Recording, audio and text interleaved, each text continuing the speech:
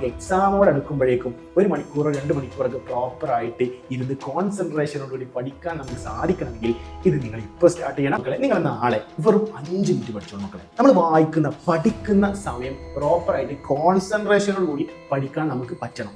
Hello മക്കളെ ഒരുപാട് കുട്ടികൾ സ്ട്രഗിൾ ചെയ്യുന്ന ഒരു കാര്യമാണ് ഞാൻ ഇന്ന് പറയാൻ പോകുന്നത്.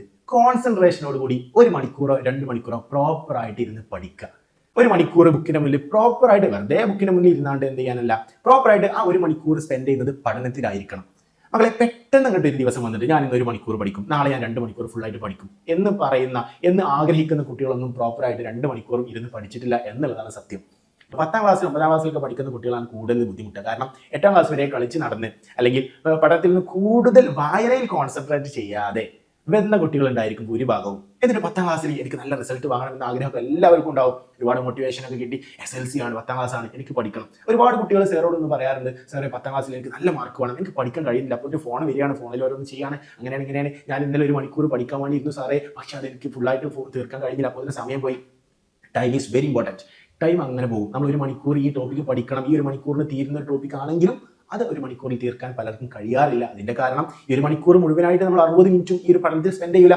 അതിനിടയ്ക്ക് എന്തെങ്കിലും വീട്ടിൽ എന്തെങ്കിലും ആരെങ്കിലും വരും, എന്തെങ്കിലും പരിപാടികൾ ഉണ്ടാവും, അതുപോലെ ഫോണിൽ എന്തെങ്കിലും മെസ്സേജ് വരും, അപ്പോൾ അത് പോകും, നോക്കും, റീൽ നോക്കും, അങ്ങനെ സമയം കണ്ടു പോകും. ഈ ഒരു സംഭവം എക്സാമിന്റെ സമയത്ത് നിങ്ങൾ സ്ട്രഗിൾ ചെയ്യാൻ പോകുന്നത് മക്കളെ.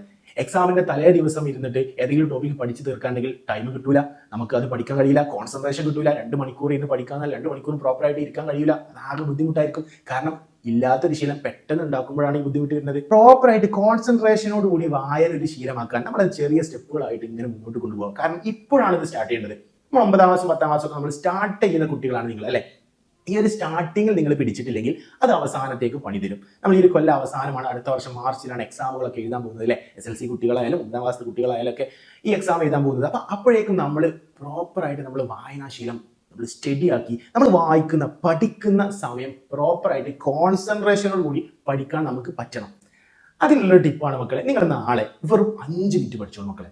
വെറും 5 മിനിറ്റ്. ഇതുവരെ വായനാശീലം ഇല്ലാത്ത പഠിക്കാത്ത കുട്ടികളാണെങ്കിലൊക്കെ വെറും 5 മിനിറ്റ് പഠിച്ചാൽ മതി. ഈ 5 മിനിറ്റ് പഠിക്കാലോ, അല്ലെങ്കിൽ 2 മിനിറ്റ് പഠിക്കാലോ, അല്ലെ? നാളെ നിങ്ങൾ 2 മിനിറ്റ് പഠിച്ചാൽ മതി. ഏതെങ്കിലും ബുക്ക് തുറന്നിട്ട്, മറ്റന്നാളത്തെ സബ്ജക്റ്റ് ഏതെങ്കിലും തുറന്നിട്ട് 2 മിനിറ്റ് നിങ്ങൾ അത് വായിച്ച് പഠിക്കുക. അപ്പൊ തീരെ വായിച്ച് പഠിക്കാത്ത കുട്ടികളാണെങ്കിൽ 2 മിനിറ്റ് പഠിച്ചു എന്നുള്ള ഒരു സന്തോഷം ഉള്ളിൽ ഉണ്ടായിരിക്കും. ഞാനിന്ന് 2 മിനിറ്റ് പഠിച്ചല്ലോ, അല്ലെങ്കിൽ 5 മിനിറ്റ്, ഞാനിന്ന് 5 മിനിറ്റ് പഠിച്ചല്ലോ. നെക്സ്റ്റ് ഡേ നിങ്ങൾ ഇത് കണ്ടിന്യൂ ചെയ്തോ.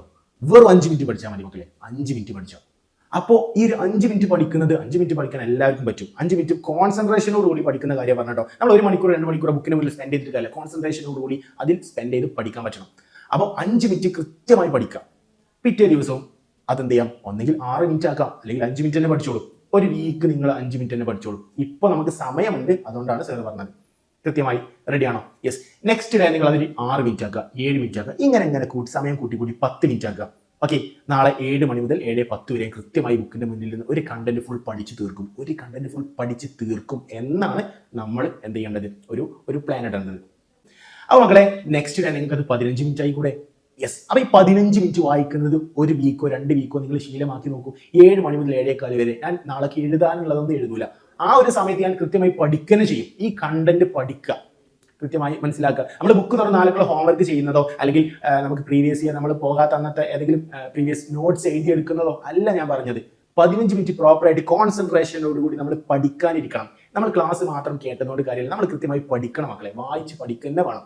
അപ്പോൾ മക്കളെ എന്ത് ചെയ്യുക, 15 മിനിറ്റ് പഠിക്കാം. നെക്സ്റ്റ് നമ്മൾ 1 മാസം നിങ്ങൾ 15 മിനിറ്റ് പഠിച്ചു കഴിഞ്ഞാൽ പിന്നെ നിങ്ങൾക്ക് അത് എന്ത് ചെയ്യാൻ പറ്റും, 20 മിനിറ്റ് ആക്കാൻ പറ്റും. പിന്നെ 20 മിനിറ്റ് പഠിക്കുന്ന കുട്ടികൾക്ക് കുറച്ച് കണ്ടന്റ് കൂടി തീരാണ്ടെങ്കിൽ ഒരു 5 മിനിറ്റ് കൂടി ഇരിക്കാം എന്നുള്ളൊരു മൈൻഡ് നിങ്ങൾക്ക് ഓട്ടോമാറ്റിക്കലി ഉണ്ടായിരിക്കും. ഇങ്ങനെയാണ് നിങ്ങൾ പഠനം നമ്മുടെ കൺട്രോളിൽ കൊണ്ടുവരാൻ പറ്റുള്ളൂ. അപ്പോൾ മക്കളെ ഈ ഒരു ശീലം നിങ്ങൾ ഇപ്പോൾ സ്റ്റാർട്ട് ചെയ്തിട്ടില്ലെങ്കിൽ നിങ്ങൾ പിന്നെ നല്ലവണ്ണം ബുദ്ധിമുട്ടും മക്കളെ. നമുക്ക് എക്സാമോട് അടുക്കുമ്പോഴേക്കും 1 മണിക്കൂറോ 2 മണിക്കൂറൊക്കെ പ്രോപ്പറായിട്ട് ഇരുന്ന് കോൺസെൻട്രേഷനോടുകൂടി പഠിക്കാൻ നമുക്ക് സാധിക്കണമെങ്കിൽ ഇത് നിങ്ങൾ ഇപ്പോൾ സ്റ്റാർട്ട് ചെയ്യണം. അതിനു വേണ്ടിയിട്ടാണ് ഇന്നത്തെ ഈ വീഡിയോ സാർ എൻ്റെ മക്കൾക്ക് പറഞ്ഞു തരാൻ വേണ്ടിയിട്ടാണ് വരുന്നത് മക്കളെ. എല്ലാവരും എൻ്റെ മക്കൾ സൂപ്പറായിട്ട് പഠിച്ച് സ്റ്റാർട്ട് ചെയ്ത് തുടങ്ങുക. പഠനം ഇപ്പോൾ നമ്മൾ സ്റ്റാർട്ട് ചെയ്യാം. നമ്മൾ സ്കൂളുകളൊക്കെ തുടങ്ങി, ക്ലാസ്സുകളൊക്കെ തുടങ്ങി, സൂപ്പറായിട്ട് പഠിച്ച് തുടങ്ങിയിട്ടുണ്ട്. കൃത്യമായി നോട്ട് ബുക്ക് എല്ലാവരും ഉണ്ടായിരിക്കാം, കൃത്യമായി നോട്ട് പ്രിപ്പയർ ചെയ്യുക, ടെക്സ്റ്റ് ബുക്കൊക്കെ ഉണ്ടായിരിക്കുക, കൃത്യമായി പഠിച്ചു തുടങ്ങുക. നമുക്ക് നല്ലൊരു റിസൾട്ട്, നമുക്ക് ഇപ്പോൾ നമ്മളത് വിചാരിച്ചെങ്കിൽ മാത്രമേ നല്ല റിസൾട്ടിലേക്ക് എത്താൻ പറ്റുള്ളൂ. എല്ലാവർക്കും ഓൾ ദി ബെസ്റ്റ്.